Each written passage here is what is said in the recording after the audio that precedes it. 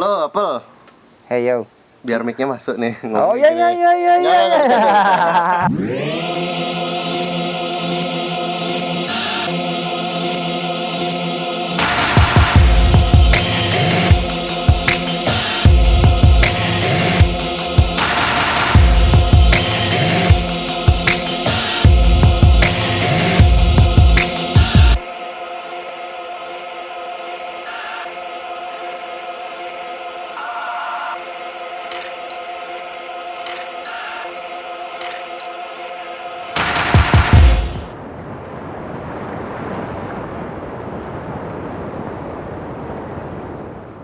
Halo Gop, apa Ya. kabar Gop?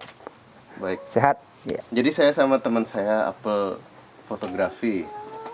Yang sekarang jadi petani ya. Ya, perkebun. berkebun, bukan petani. Pekebun.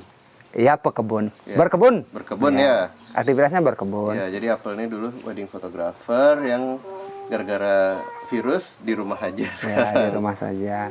Ya. Jadi gimana, Apel? Kehidupanmu selama setahun terakhir nih? Sekarang Ya. Kegiatannya apa aja gitu? kegiatannya di rumah sih ya lumayan berbeda ya dari waktu sebelum Covid ini. Sekarang saya sama keluarga kecil di sini aktivitasnya ya berkebun. Kadang kalau weekend ya spending time di pantai, main air sama anak-anak. Ya rutinitas seperti itu ya, karena saya kan hidup di Bali, istilahnya adat budaya itu masih berjalan walaupun ada batas-batasnya. Ya saya ikut berpartisipasi di adat di Nusa Penida ini. Jadi kehidupannya sekarang lebih banyak malah mengikuti tradisi. Tradisi ya benar. Tradisi, komunitas. Komunitas gitu. benar. Kangen nggak sih motret wedding? Kapan hari sempat, baru kapan hari sempat saya maksudnya duduk di tebing gitu, maksudnya tempat-tempat kayak klip-klip yang kapan hari saya session wedding dulu. Terus saya keingat, wah kalau jam-jam segini nih, harusnya saya lagi sibuk banget nih, lagi foto session lah, tour lah. Kangen pasti kangen, cuma ya karena keadaan semua seperti itu ya mau tidak mau kita harus jalanin aja. Mencari alternatif lain. Ya, alternatif lain ya bisa dibilang kayak pelarian gitu. Ya, salah satunya Liburan lah. ya berkebun, salah satunya liburan buat saya.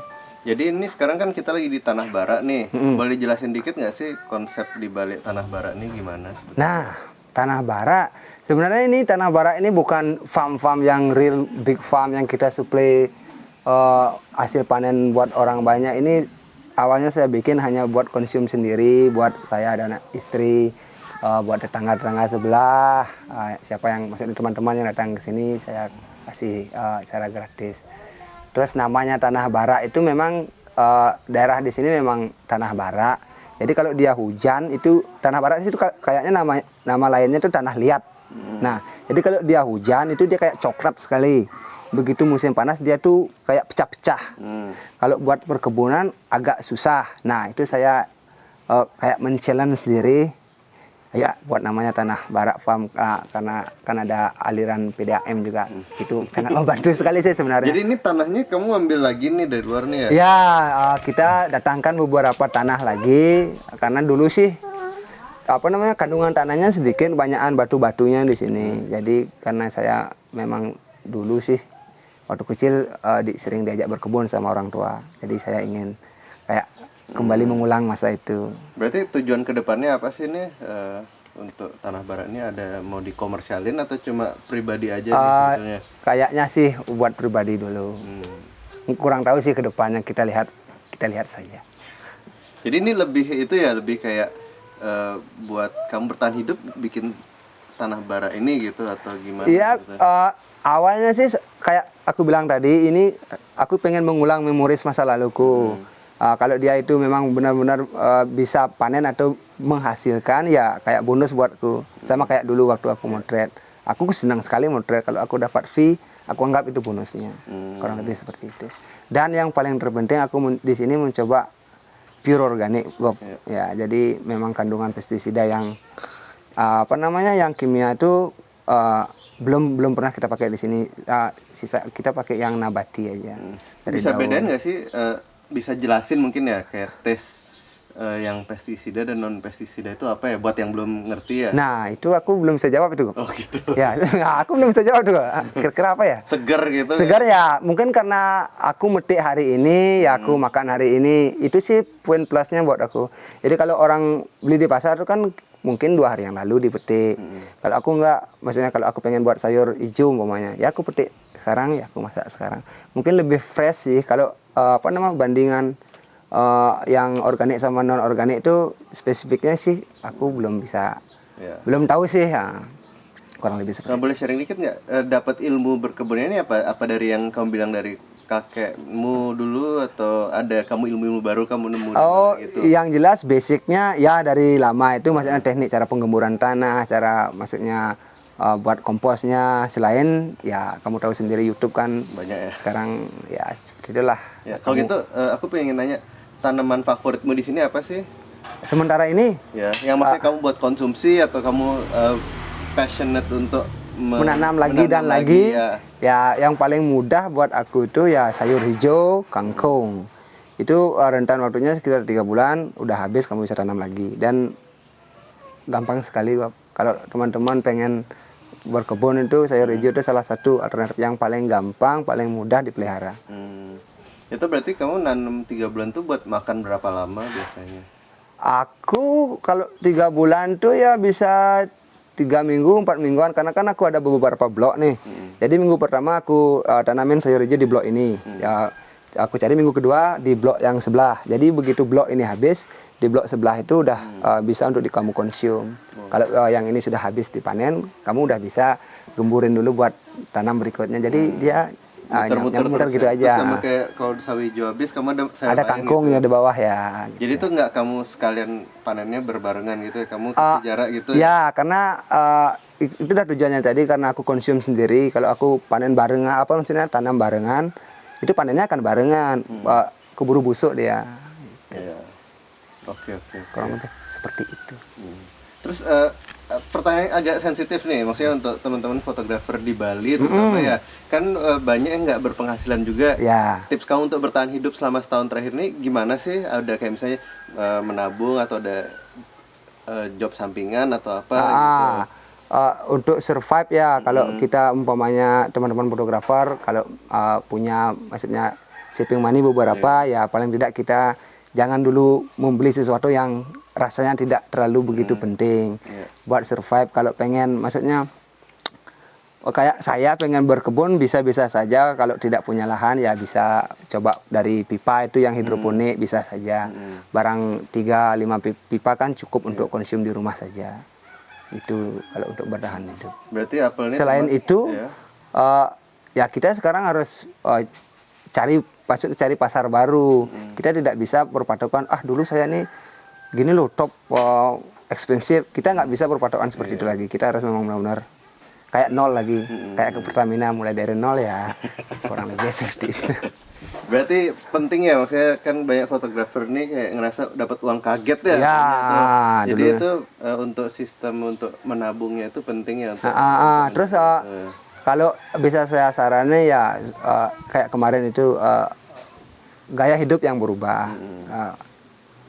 Hiduplah sederhana, sederhana saja. Kayak ini ya, kayak motormu yang bannya kempes terus. Ya. Sederhana, seperti itu. Tapi kalau hidup sederhana harus hidup di desa berarti ya. Sebenarnya ya sih, karena di kota kan kayak racun tuh banyak. Wah, ini ada tempat baru nih, mau tidak mau sana nih. Kalau kita sana kan udah pasti spending money nih. Kalau di desa tuh ya mainnya kemana sih, paling ke pantai kan, free of charge. Oke. Kayak hidup sih, kayak hidup yang berubah. Kalau saya sendiri sih kayak hidup berubah. Dari dulu sih kayak hidupnya sama aja kayak desa. Ya, karena emang pembawaannya dari Nusa Penida mungkin juga ya. Kan di sini kan emang sederhana. Sederhana ya. Oke, kita ngomong soal ini ya, soal kan kemarin kamu undang aku untuk, sebetulnya tujuan aku di Nusa Penida ini karena kamu undang aku buat nginep di Batan Sabo. Oh iya. Batan Sabo itu apa sih sebetulnya? Sebenarnya Batan Sabo itu adalah proyek keluarga besar saya. Ada 4 kakak sepupu saya dan kakak kandung saya yang ikut di proyek itu. Saya membantu di sana untuk urusan mereka mempercayain saya buat ngurusin marketingnya mereka. Dan saya ikut memang di sana di di propertinya itu. Jadi nama Batan Sabunya itu sendiri diambil dari apa namanya siklus keluarga besar saya, dulu tempat saya lahir, saudara saya, sepupu-sepupu saya itu ada dalam maksudnya satu pekarangan rumah yang besar, nggak besar sih, maksudnya zaman dulu kan satu rumah ditempatin banyak kepala keluarga. Nah di sana ada pohon sawo sih orang bilang sawo, gede sekali. Nah itu rindang sekali, maksudnya menyejukkan yang ada di bawah itu. Nah sekarang pohon itu kebetulan sudah ditebang, sudah nggak ada. Nah begitu pariwisata berkembang di sini, kena kita maksudnya ditinggalin tanah lah istilahnya. Kita kan nggak mungkin menjualnya, karena kita nggak pernah membeli kan. Jadi yuk kita coba bikin properti namanya Batan Sabu aja yuk. Nah jadi namanya Batan Sabu. Nah yang menurutmu jadi nilai plus Batan Sabu ini apa dibanding misalnya kan begitu banyak kita mau search booking.com gitu di Penindah kan banyak nih pilihannya. Apa yang membuat kamu merasa ini lebih ada nilai plusnya apa sih sebetulnya? Kalau boleh saya jujur, kita itu memang benar-benar pro eco-friendly. Jadi mulai dari plastik itu memang kita batasin sekali di sana. Semasih bisa kita tidak menggunakan plastik sekali pakai. Pasti kita usahakan. Jadi setiap kamar kita supply botol kaca, itu tamunya atau setiap tamu yang nginap di sana bisa refill kapan saja sampai puas. Terus kita pakai plastik straw, apa namanya, paper straw. Nah, terus kayak tas-tas itu begitu tamu check in kita kasih yang tas goodie bag yang bahannya dari kanvas. Itu kita selalu berpesan kepada tamu, ini tas kalau mau ke pantai jangan pakai plastik, pakai aja tas ini. Kurang-kurang lebih seperti itu. Tapi kalau jadi beberapa tamu yang menginap di sana memang mendukung gerakan kita untuk ramah lingkungan itu, termasuk salah satunya bangunan yang kita bikin tuh dari kayu. Oke, jadi selain itu juga mungkin view-nya juga ya view-nya sih kalau 1 sampai 10 8 boleh lah, 7 lah. 8 lah. 8 lah. Dan harganya itu berubah-ubah atau sekarang? Dulu waktu high season sebelum corona sih Batan Sabu itu termasuk kategori primadona sih penginapan di sini. Saya lihat dari sekian penginapan yang ada, kita masih selling di harga 1 ke atas waktu itu. Begitu corona harga harus menyesuaikan dengan pasar sekarang. Kita tinggal cek sendiri ya. Ya bisa cek di Airbnb boleh. Ya jadi kan udah ada Tanah Bara, ada Batan Sabu. Rencana kedepannya apa nih next step-nya? Rencana ke depan yang jelas pengen punya anak lagi loh.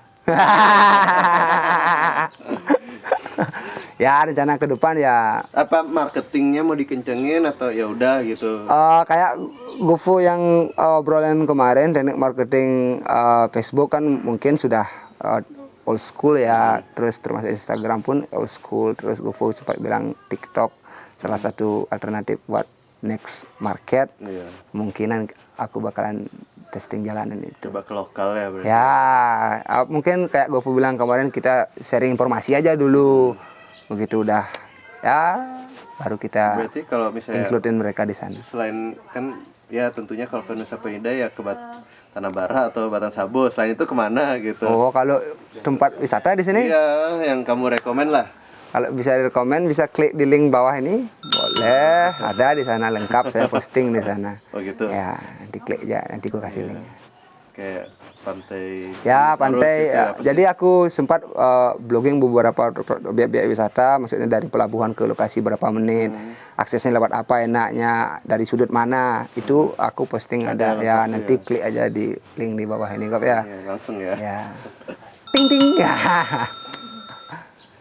Dah. Apa lagi udah ya?